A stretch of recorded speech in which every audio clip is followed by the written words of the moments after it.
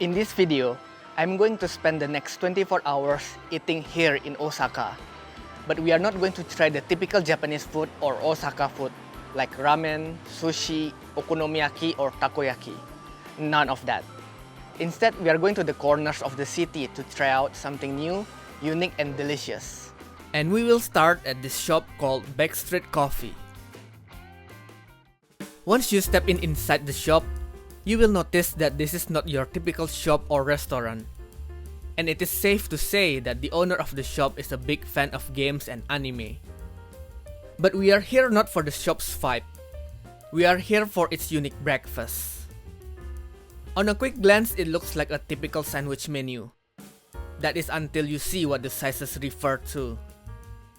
The normal size is 2.5 cm thick. And then there is big, which is twice the normal size. And then there is max, which is almost triple the normal size. With a gigantic slice of bread comes a humongous amount of toppings, like this Big Bang sandwich that contains 12 eggs, or this Panic the Egg sandwich that also contains 12 eggs. 12 eggs is a lot to eat in one sitting, so I ordered something quote-unquote lighter, and they call it overground sandwich. It only contains 6 eggs, tomato, a slice of cheese, and ham. This sandwich is marked as popular among women, but it is massive. It is as big as my forearm. And the sandwich comes in max size by default. At least the bread seems fluffy, and it is slightly toasted. As for the toppings, it is exactly as mentioned on the menu. Eggs, tomato, a slice of cheese, and ham. It also comes with a drink and a small bowl of salad. As for the sandwich, it is so big it is challenging to pick it up with one hand. Just one of them is almost as big as my face. But enough of that, it is time to try it out. Or at least attempt to eat it. It was so big, I didn't even know how to eat it.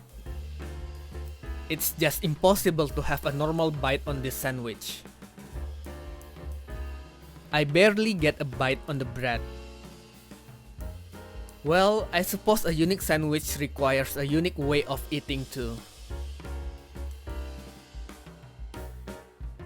As for the taste, it is alright.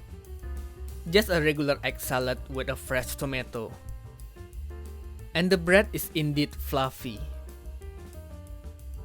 Although I doubt that a normal person can finish the entire sandwich in one sitting, let alone for breakfast. Or at least I couldn't. Luckily, the store owner is aware of this, so they provided takeout for the leftovers, which is what I did, since we still have a lot more to eat. Next up, we are going to have lunch at this place called SUKIYAKI Fujimoto. As the name suggests, we are going to have sukiyaki.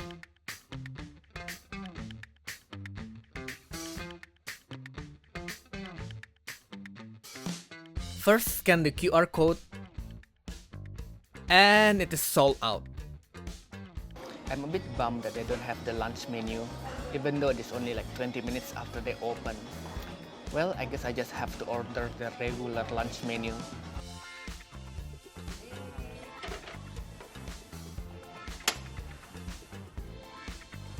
And here it comes, my personal pot of sukiyaki. Surprisingly, it looks amazing. I did not expect the meat to have such a nice marbling, because typically sukiyaki is a bit pricey. So I was expecting them to put a regular slice of quote-unquote wagyu, or a proper wagyu but in a smaller quantity. But no, they are quite generous and it looks great. Plus it is a proper sukiyaki, with some tofu, cabbages, vermicelli, udon noodles, and some kind of fish cake. It also comes with a raw egg as the dipping for the beef, and a small piece of mochi for dessert.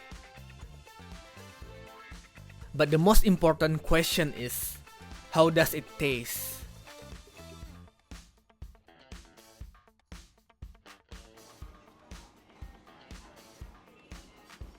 It was good. The beef is not really the melts in your mouth kind of tender, but it is pretty tender. And the sukiyaki soup is rich and sweet, just the way I like it. For only 1,900 yen, this is really worth it. While we are waiting for dinner, what better way to kill time than having tea time?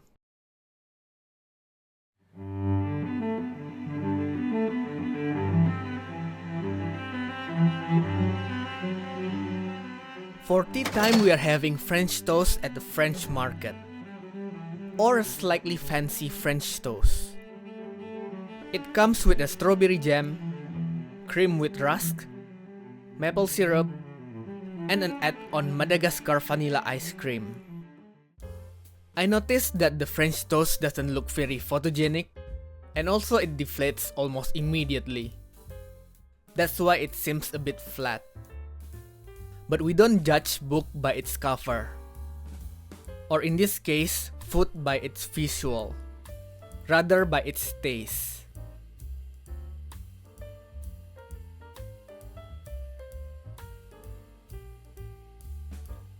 Even the plain French toast is delicious. It is soft, fluffy, and custardy. You can change up the flavor with strawberry jam, cream, or maple syrup. But my favorite was the vanilla ice cream.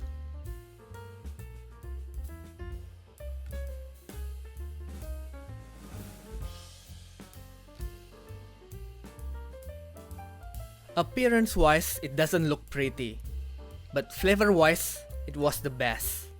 It creates this combination of hot and cold toast. Ultimately, the French toast was delicious. Finally, it is time for dinner.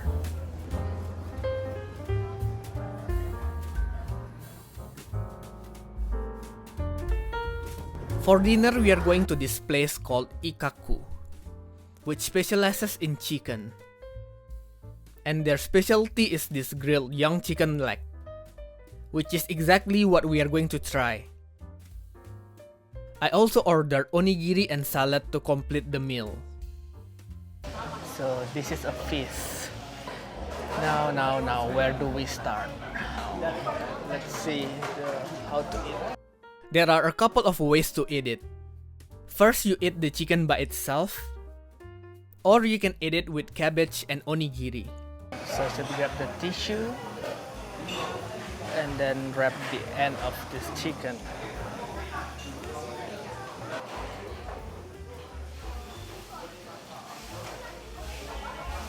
Ooh, it smells good.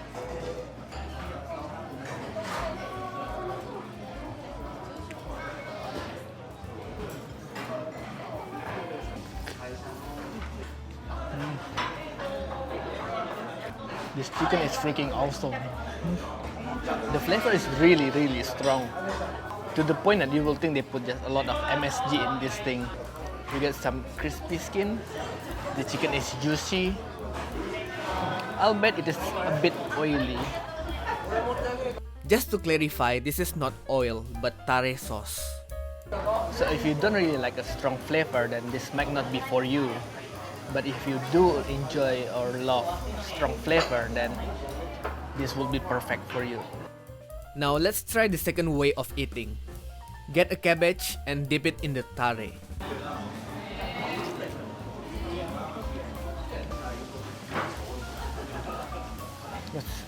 It doesn't pick up any flavor. Maybe what about the onigiri?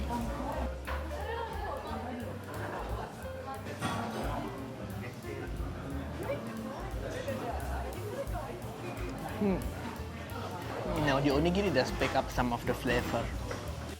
If the chicken is too oily for you, eating it with cabbage and onigiri will help tone it down.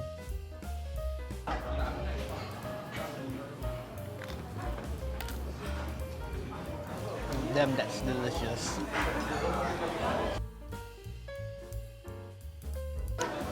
This will be our last meal for the day. And what a way to end the day. It was really awesome. Anyway, that's gonna do it for now. As always, thank you so much for watching and I'll see you next time.